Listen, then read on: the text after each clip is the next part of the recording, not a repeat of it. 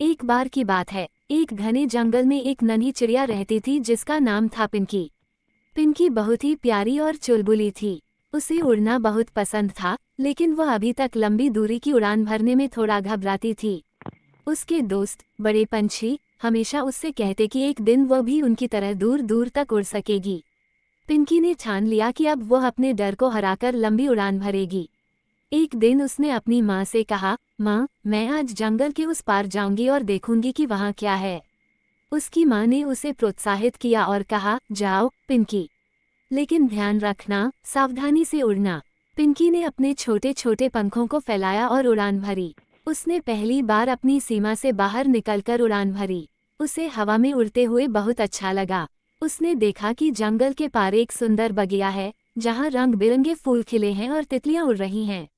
पिंकी ने वहां कुछ समय बिताया और फूलों की खुशबू का आनंद लिया।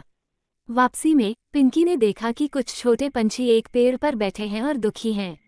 उसने उनसे पूछा, तुम लोग इतने दुखी क्यों हो? उन्होंने कहा, हम उड़ नहीं सकते, हमारे पंख कमजोर हैं।